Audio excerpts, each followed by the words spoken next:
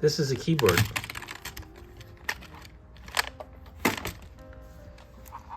This is my keyboard. So what is this?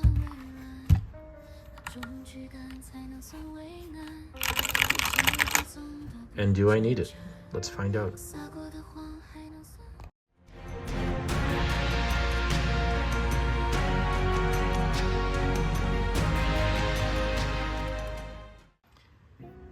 Hey, we're back, and I just want to have a quick discussion about keyboards because I did not know about this. So this is the keyboard, which people will call e-waste, that I used at work. Not this one, but one like this one. I used this at work for years, and I always begged the owner to buy a new keyboard, but they always said no. We'd only get a new one if one broke, and it was always another crappy one. But this is what I'm used to at work. I send emails, type all day. I like the big keys, the older keyboards. And then in guessing. So at some point in 2018, 2019, my personal computer at home was a laptop hooked up to the TV in the living room because it was a very small place. So I needed a wireless keyboard. And I bought this because at the time I was using a laptop and I got so used to the flatness of the laptop keys that I wanted a keyboard that would be also flat. So this is what I bought back then. I was using this keyboard up until 23, so 5 years I was using this keyboard. It still works, still has the peel on it. Again, I don't play games, so this is just like a keyboard for general use. And I have tried other keyboards, but I like this one so much that I actually bought another new one that I'm using now, and this is a backup. I need the number keys. I got used to the layout of this, and so when I would use a different keyboard, it was kind of weird. And this is a Logitech K60. They cost about $20. And then I bought a gaming PC that came with this. And I don't know anything about mechanical keyboards. I saw, I'm new to the game here, so I've only been playing with gaming PCs for just about a year now. And I got into the GPUs and all that stuff. And I noticed that everybody had one of these type of keyboards, but I never knew why. And there's no instruction manual. When you start, it doesn't say, hey, you have to go buy a mechanical keyboard. Now that I have one, I wanted to see what was the reason for this. Why do people have these? And I watched a bunch of YouTube videos, and actually nobody really said why. They said the benefits of it, but there was no actual saying, hey, you need it for this particular reason. So I looked at it and I said, well,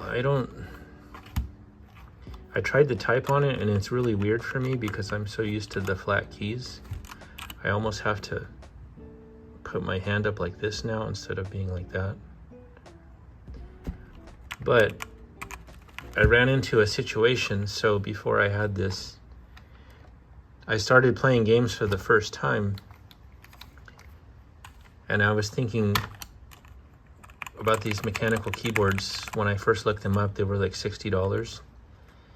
I said, why would somebody pay $60 for a keyboard when you're only using these keys, right? You don't use the other keys, do you? Use your mouse. But this is the reason why. So I was playing games with this keyboard, right? And I'm doing this. And I started playing Call of Duty, and there's all these other things you can do with your weapons and whatnot. I didn't know how to do it. As I started to learn, 2 or 3 weeks in, I started to figure out how to actually play the game. Well, I was playing it late at night and I couldn't see where the keys are. So I'm pushing this one, I'm pushing that one. I actually died a few times because I didn't push the right key in time. And it was kind of a mess. And it's the way the layout is, it's okay for typing, but it's not, as you would say, good for gaming. It did work though. So what I figured out was, after watching all those videos, these keyboards, not only can you type fast, but you get the feedback or noise, and then you can change the colors of the keys. These pop off, pop on. I didn't know that. So if, let's say I was really addicted to one game, I could actually make the keys, the colors, so I could easily find them.